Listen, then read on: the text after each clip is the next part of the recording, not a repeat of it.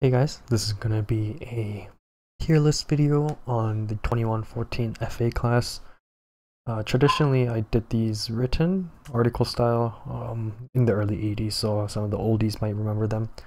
I was planning on doing the same thing, but I took a look at the FA class and too many guys, too many good guys. This, like Zach said, this is one of the best free agent classes we've seen ever. So yeah, I figured I'd do it video style just because it requires less effort on my part. Sorry about my dog barking. Yeah. So to think before I actually start ranking the guys, let's look at the salary cap report. So we have only 8 teams, something like that, over the soft cap, which means there's a lot of money to be given out this time around. Bulls have 54 mil, so Max is gonna be going for at least one max free agent. Get it? Yeah, he has McCarty and such coming in, so I assume he can only fit one. But there's a lot of money to be given out. Like we have all the way down to the Raptors. So 15 different teams can offer the elementary 20 million maximum, which means there's going to be a lot of money to be given out, but there's also a lot of great free agents this time around. Now we're going to get into it, or I'm going to get into it, but there is a lot of quality players this free agent class. So to be honest, I'm not sure how it's going to pan out. I think a lot of quality players, like greens, I guess, if we're looking at the colors, might end up taking minimums or even MLEs or maybe even the minimums. So this is going to be interesting to watch, and the league after free agency is going to be vastly different than what it looks now, I think. But yeah, so look at all these teams: Bulls, the Wolves, the Thunder, the Heat. So all of these guys have a crazy amount of cap space and going to be gunning for some maximum free agents.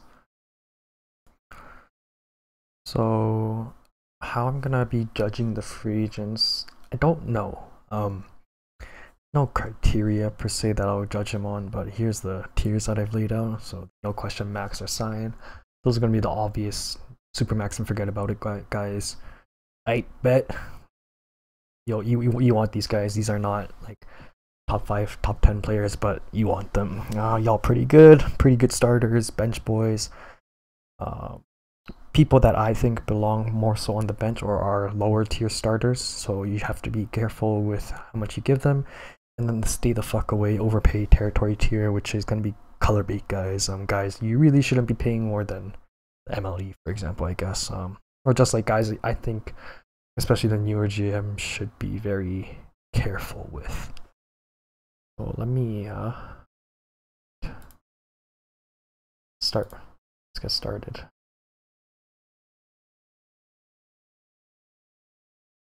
Let's bring in the first couple of guys.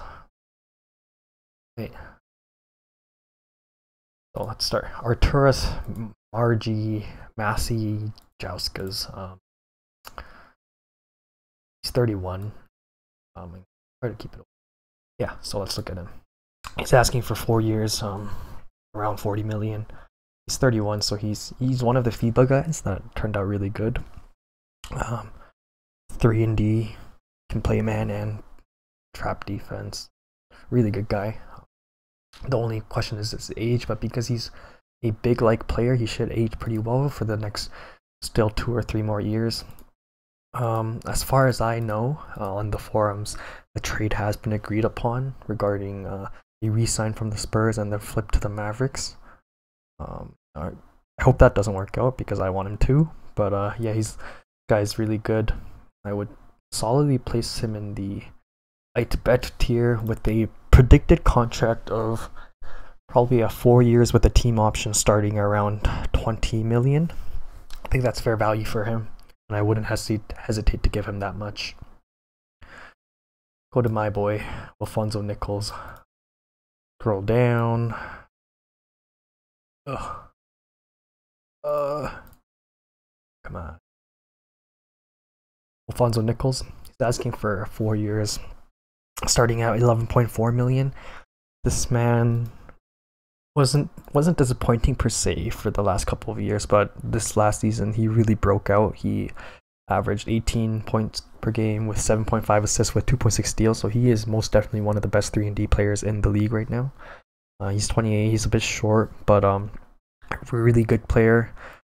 I'm gonna be trying to re-sign him, obviously, especially after what he did in the playoffs. He suffered against the Celtics, but before that, during the Heat series, he popped off, averaging like 29 points per game, something like that. And I know that the market is there for him because I've gotten sign and trade offers on him by 6 different GMs. So I am expecting him to be in this tier. I don't think he's a no question max or maximum contract dude, unfortunately, or fortunately for me. But he is a really solid guy that I predict is gonna get well, if he doesn't resign with me, another 4-year player option probably, to maximize signing chances, starting around in the 15 to 22 million range. Riley Ferda, no question. I would ordinarily put him in the no question max or sign tier, but and I'll pull him up here, I guess. Riley Ferda, one of the best 3-point players, 3-point shooters that we've seen in the league, and another FIBA dude, if I recall correctly, or never mind, he wasn't, but he did play for Team Canada. I do remember this. Yeah, A+ 3-point rating. Shot 50% from 3 last year. Absolutely insane. I imagine Dallas, Jack wanted to keep him but he became unhappy near the beginning of the season. Yeah, and he's a really good player. I would want him. I don't know if he's worth a full 4-year max starting at 24 million. I personally would pay him that much. But he's not just a simple max and forget kind of guy. I think there's only a couple dudes that belong in that designation. And hello, Dragic. He was on the Heat, just coming off his rookie contract. He was not RFA'd.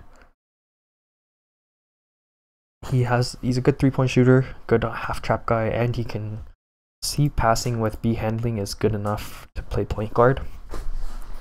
But he's a quality guy. The problem with him is, well, he's going into his prime. He fouls a lot. That's the problem. The Heat, I'm not sure what kind of defense Austin was running. Could have been half track, could have been help. Both of them do have a tendency to get more fouls, in my experience. So it's I'm not sure. Like, I'm pretty sure that he could play 34 to 36 minutes if you ask it of him in the right scheme. He's a solid player. I'll put him in the bench boys part, just because I don't know what to price him at. I would feel comfortable paying him the MLE at this point. I think he is capable of being a 15 points per game, 5 assists, 2 steals a game guy, which is solidly above MLE production. But I predict that he, just because of the quantity of quality free agents there are, I expect him to get maybe even a Fendi special or something around there, like 2 to 3 years with the team option, starting at around 8 to 10 million maybe. Otherwise, he'll probably just take the minimum or the MLE from someone. Jerry DeMar is the Warriors dude that apparently died in TC or something. I haven't, prior to the last few days, I haven't really looked at him. Pretty lackluster center, to be honest, or big. Nothing too crazy about him. He averaged less than 10 points per game last I checked. Yeah. Fouls a decent bit, but maybe that was just the Warriors scheme. Just a very basic center. I think because of his B+ jump rating and inside of B, can average 15 to 20 points a game within the next year or two. But he's just a pretty one-dimensional, big, decent scoring potential, decent defending potential. Nothing too amazing. I can see why. I don't know what he's worth. I think he's bench boys, but here, my predicted contract for him would be 3 to 4 years, starting at 8 to 10 million. I don't think he's really worth more than that, especially because there's minimum contract centers that can give similar kind of skills and production, in my opinion. Abe Davis, I had him for a couple of years. I'm not even gonna pull him up. I think he stayed the fuck away territory. Last I checked, he had a couple seasons. Actually, fine, I'll pull it up. Couple seasons where he averaged somewhere between 15 to 20 points a game. I'm gonna have to search him here. Yeah, that's a lot of money for someone who's pretty meh. I would say overpay territory. I'd stay away from it. Steven Curtis, no question max. He's definitely going back to Chicago probably. Don't have to say much about him, especially with George McCarty coming in. He's a no question max for max. Al Curtin has fallen off the face of the earth. He wasn't asking for that much. Yeah, less than the MLE. I think he's worth that at least. Good rebounder, decent enough scorer. Not the most efficient. And he's a tweener, so you could play him at the center, but he'll be undersized. Yeah, nothing too amazing about him. Let's say somewhere between here. He just hasn't had a team to really take advantage of him in recent years. Yeah, I'll just keep it in here. Predicted deal, I don't know, 2 years starting at MLE, or 2 years starting at like 10 million with the team option is what I would give him.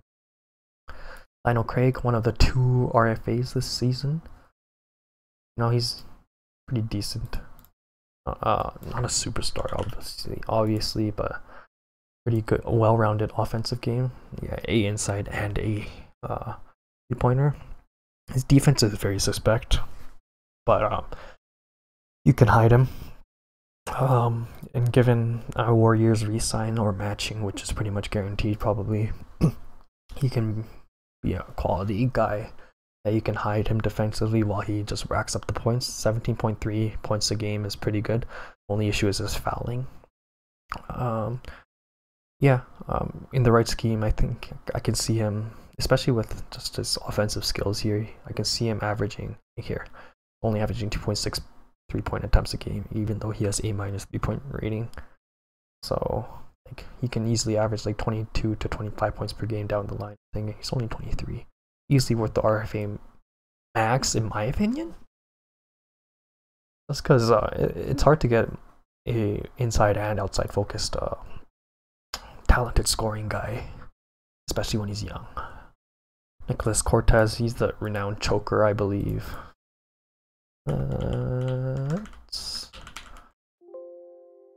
Nicholas Cortez, he's the Nuggets dude, wasn't he? He wants 9 million. Playoff averages, yeah, he's the playoff choker. Still pretty good. I would keep him there. And the contract he's asking for is pretty fair. Only question is he's 32, and his athleticism is going to be decreasing at least a little bit in TC. But as long as he keeps his 3-point up and his steals up, he's a solid 3-and-D guy. So worth the contract. Bruce Williams, the Celtics quadruple A athletics dude. I don't really see him being much more than a 4th option / kind of versatile defender. Depends on what he's asking for. Let's see, Bruce Williams. I know Gasper blocked him for a first. I mean, like, look at his defense. He's very solid. I would 100% go for him. I think I'll put him here. I don't think he's going to get more than 10 million a year, which is still fair value for him, I would say. Zaro Brown, last I checked, he was on the Blazers, I think. Or he was doing pretty well after a couple years on the Cavs, I think. I wouldn't pay him this much. He's not that good. Yeah, 2 years on the Cavs. With the Trailblazers, he had 54% true shooting, but had some decent stats. I still don't think he's worth that much. Edge boys. He's here or here. I would honestly put him down here because you really shouldn't be paying him a significant amount. For the MLE even, there's better guys that you can get for the MLE, this free agent class. Boris McFarland, the Cavs dude, I think, was not declared a RFA. Maybe he wasn't eligible, but it's not very good. Let's stay the fuck away. Kravila, this guy was interesting. He's the 6'7" guy with 3-point shooting, I think. Bench boy, his defense is there, but he has yet to produce a single time really, other than, yeah, no, he's never had even an average. I guess maybe this season, but not even an average true shooting, scoring efficiency. He's a bench boy. I think a 3-point sharp shooting team, maybe like mine last season, could be good, but maybe the MLE guy. Bring in the next guys. All right, Glorio. He was on the Charlotte Hornets the past couple of years. Really good player. Too bad he fouls so much. Last I checked, he wants a contract starting at 11 million a year. But the problem is he has yet to play 30 minutes a game in main league. This guy is a bench guy just because he's not able to. Like the minutes he puts in, he has good statistics, good efficiencies, net efficiencies, and plus minuses. Okay, so he's not a bench guy, but you can't really rely on him to play more than 25 minutes a game, which is really unfortunate. Would I pay him that much starting at 10 mil? Yeah, I probably would. But you really need to have a solid backup PF/C in order to really make use of him, because he's not going to be able to give you the minutes that you need out of a starting big. Who is this? Tony Ko guy.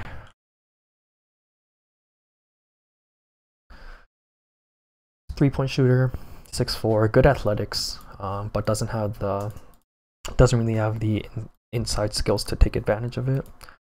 Has yet to have a productive season in the main league. I think he could be good, but I would be very wary of him. Darnell King, he's getting old, but he's pretty good. I think he's about good for the bench. I'm not even going to check him. Robert Joyce, no question, max. Had a really good seasons with the Heat. I murdered him in the playoffs. Just kidding, he did pretty well. But look, 3-point shooter, has the passing and the handling, can rebound, can play man help and trap defense. Really good athletics, 25. Yeah, this is no question max. He's probably going back to the Heat, so maybe don't bother. But yep, really good. Definitely in this tier. Alex Jones, he's pretty good. Depends on how much he's asking, but was he on the Mavs last season? I'm not sure. He wasn't on the Mavs. Yeah, he got traded to Utah. He's getting old. Doc's baby. Conspiracy man. His athleticism is still doing pretty well, but the problem is he just doesn't have the skills really anymore. I would say he's a bench guy at this point. How much is he asking for? I wouldn't pay this guy more than the MLE, to be honest. So yeah, I'd be careful with him. So Jiao, he was on the Thunder? No, he was on one of the Western teams. Okay, the Warriors. He has yet to produce, but he can soak up decent bench minutes. But I wouldn't really pay him anything. My baby, Jackie Martinez, he's had a couple lackluster years since he went to the Raptors. Really wish I can bring him back. If I strike out in free agency, I will probably try to bring him back just so he could retire here. He's still hovering above 500 true shooting, which is pretty impressive, given I'm betting he doesn't really go inside anymore. Okay, he is still. Still a decent enough 3-point shooter. Below league average probably, but still a very well-rounded guy. I would not pay him. Okay, he's only asking for that much. I would say predicting a deal for him, like 2 years, 3 years with the team option, starting at like 15 to 20 mil. It's really not even worth that almost at this point. he is definitely still a starter and can be a second option, even as he was the dude that got waived or something. 6'4", I think, or 6'3", even 3-point shooting, has some passing. No, I lied. 3-point shooting, has some defense. Good athletics, but he hasn't had any worthwhile production as a starter in the league yet, so he's a bench boy. Be careful with him. Harris Hopper, he's that Spurs rookie contract who was not RFA'd. If I remember correctly, he has no defense. Lackluster defense. He had some minus TCs, I think. He reminds me of a lesser Alfredo Adams to those who remember him. But if I remember correctly, Alfredo also was a little bit taller, 2 inches, which makes a big difference in this game. And he had a little bit better athletics. But 6'9" with B quickness and B 3-point shooting. Solid guy. I predict he's gonna get signed by a playoff team actually, just to come off the bench, because that kind of offensive output potential there is can be really important / impressive. David Ho, he's been pretty shit. I mean, Giannis dumped him. Giannis is pretty good at evaluating talent. Now, Ho is a conundrum because he's one of those players in the league that we often see who have the attributes like C+ inside, B+ jump shot, C+ 3-pointer, double B handling and passing, B, C+ perimeter defense and steals, and decent athletics. Yet he has yet to be remotely efficient. Like, he's like one of those guys that jump shot too much when he's not very good at them. Doesn't go inside, doesn't shoot at the 3 as well as he should maybe. I think he can rebound. He's 23. But like, maybe if you're a rebuilding team, you would pay him this much and take a gamble on him, but it's hard to say. I think he's in overpay territory. You have to be really careful with him, unless you're like someone like Jack or like a team that you know is going to be bad for at least 2 to 3 more years. I think he's worth a Fendi special just to see if he plus TCs and regains some potentials, or he can actually produce. But I would be careful with him. Henry Hayes, he's the other RFA, if I recall correctly. Yeah, I don't like this guy very much. Despite the A- jumping, his inside's not. The baseline is you want good jumping and a C inside really to be a great offensive weapon. And Henry Hayes, unfortunately, looks a lot like those 6'4" to 6'7" dudes that have decent athletics but no amazing skills or anything like that. So I think he's overpay territory. If I were Dave, I would beware. Harold Allen, no question. He's a max, even though he is a bust in some ways. He can put up in, like, last year averaged 20 something, right? No, 18.7, but like only 27. Decent enough defender, good rebounder, good offense, considering how this could have been an A, this could have been an A. Yeah, I mean, he's still very good. His athletics are still there, and if you sign him for the max, he is gonna be good for the next 4 years. So I mean, it's no question. Mickey Green, I also had him early in his career. I think he's pretty good. I don't know if he's worth the max like Idowin is going for, if I recall correctly. He's a good defense, good defender, good enough at offense, not the most efficient last I checked. Yeah, so just above the 55 mark, which is fine. But his athletics are not amazing. His strength is good. His defense and offense is there, yeah, but considering he's 29, he can come crashing down. So I honestly think he's in overpay territory because I know that he's gonna get the 24 million max or something like that. Hanzi, pretty good still. Get him for the MLE or somewhere in the 10 to 15 million range. He'll be a good starter for another year, and then he'll be a good bench piece after that. Right. Let's see. Bring in these guys. Right. Leonard Lee, he's been a real disappointment the last couple of years. Even in a bench role, he has been pretty disappointing. Here, I'll pull this stuff up.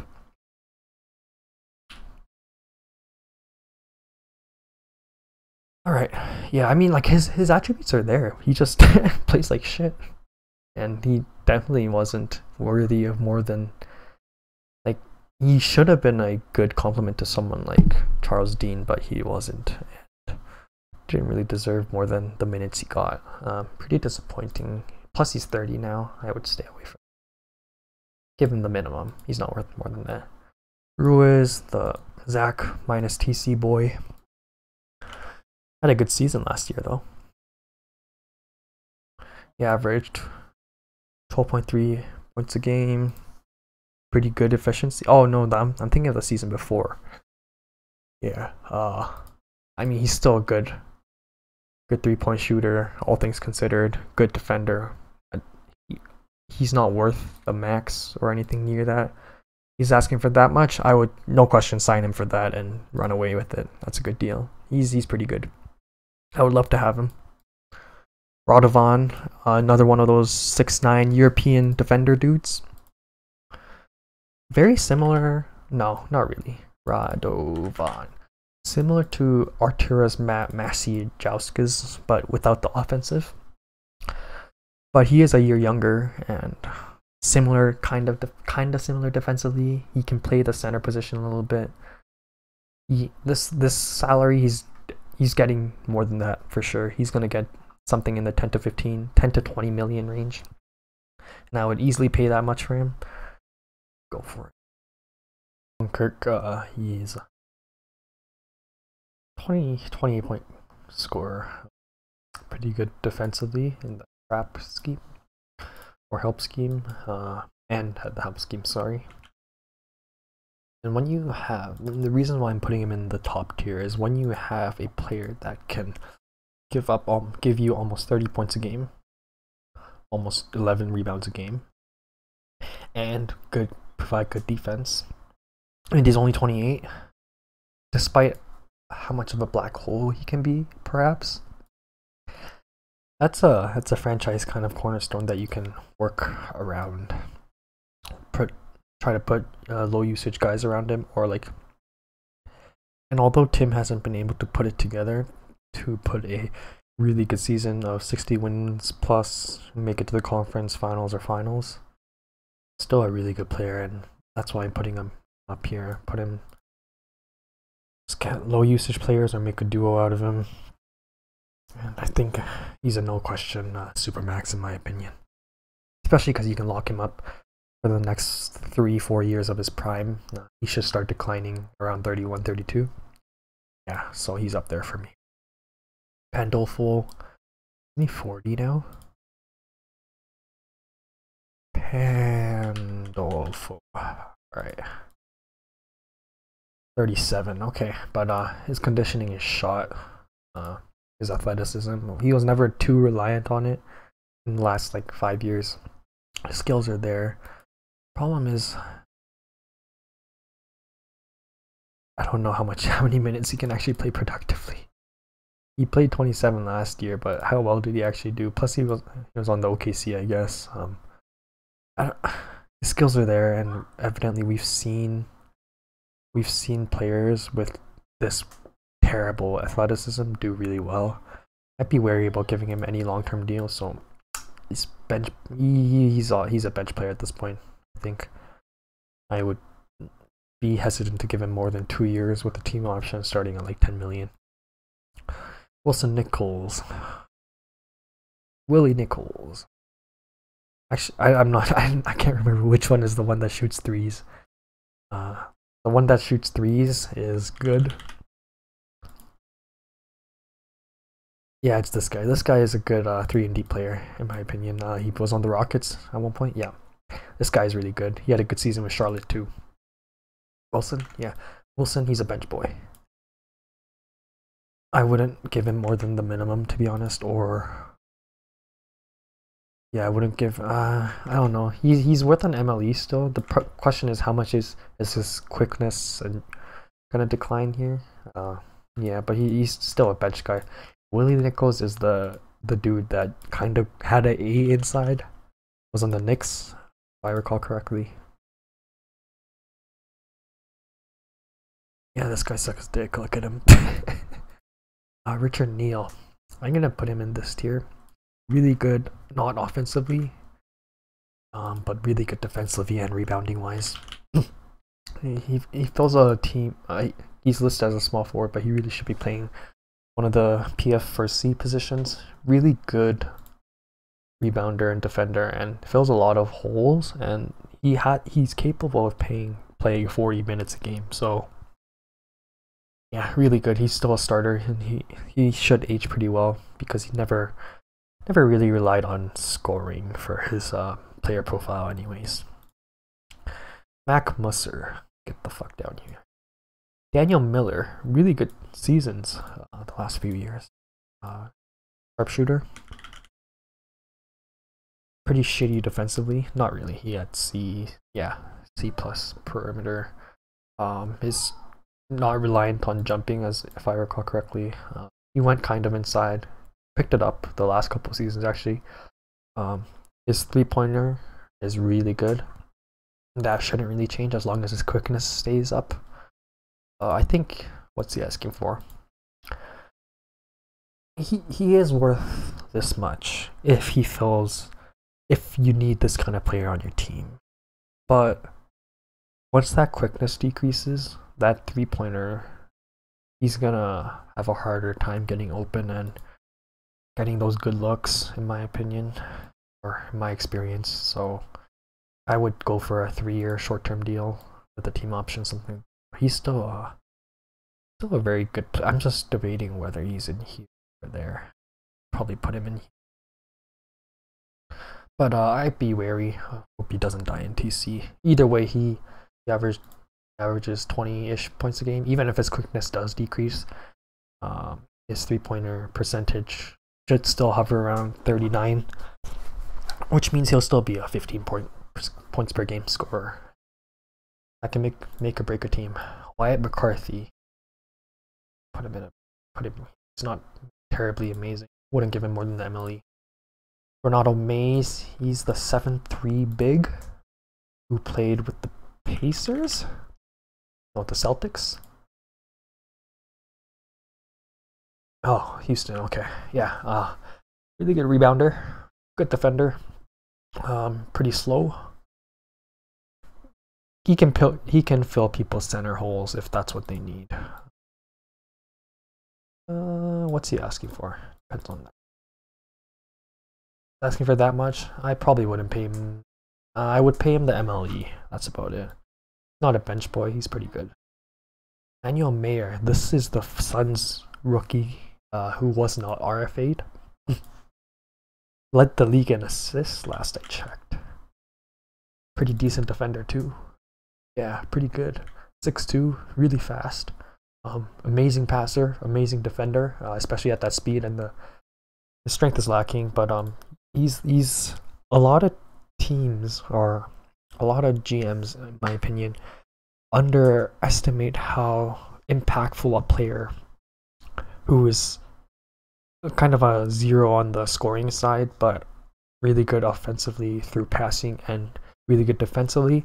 These kinds of players can be really, really good to have if you have high usage guys. For example, I'm thinking of, well, this guy I would say is better than Everett Talley. Everett Talley was 5'11". Shane knows about him. Wilfonso Nichols, the guy that we talked about earlier, he was kind of like this too. Really good defensively, really good passer. But that was before his 3-pointer started landing. These kind of players can be not a second or even third option, but he's like the passing backbone of a team. It can be really useful. He's pretty old for a guy coming out of his rookie contract, but I can easily see this guy getting. He's asking for 13 mil. I can see this guy getting 15 to 20 million because team GMs that know they need someone like this, they will pay up for it because these guys are hard to get. Put him up here. I don't know why he wasn't RFA'd actually. Matai, he's that Chinese dude. Was on the Thunder, I think. Oh shit, not Ty. Good 3-point shooter. Decent defender. He's a bench guy. Wouldn't give him more than the MLE, but even then I would be careful with that. Last couple of guys now. Whoop. Whoop, whoop.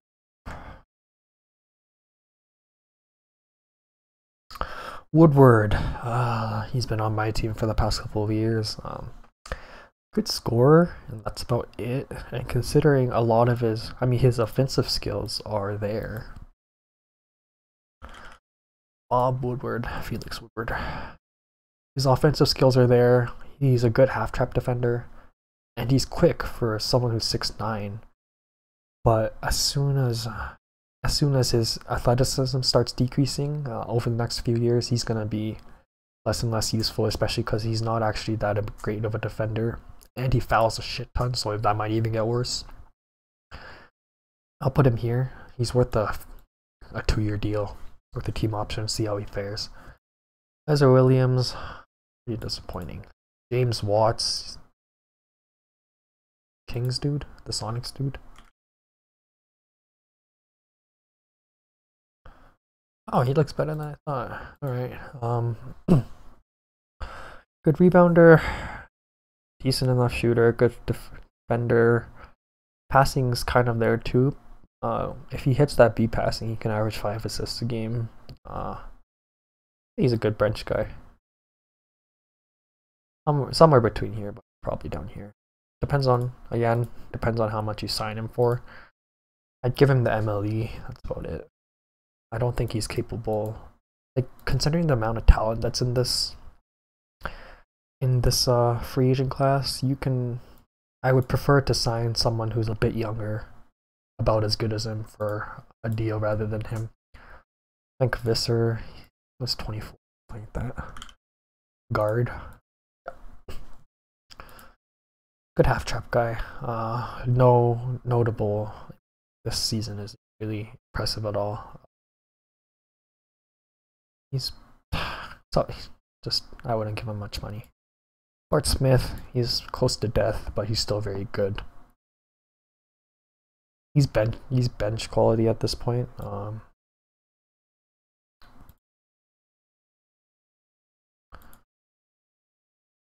37, athleticism is shot. Good rebounder and good blocker, at least still. It depends on how much you can get him for. Like, if you're a playoff team that just needs a center, my team, for example, would be a good bet. But there's younger centers that you can lock up for longer term, such as Richard Neal, Radovan, Glorio, those kind of guys. I would try to go for those guys before Bart Smith, probably, unless you're 100% sure that that hole that Bart Smith fills shoots you up into contender territory, in which case go for it. Martin Shelton, he's a 7-footer.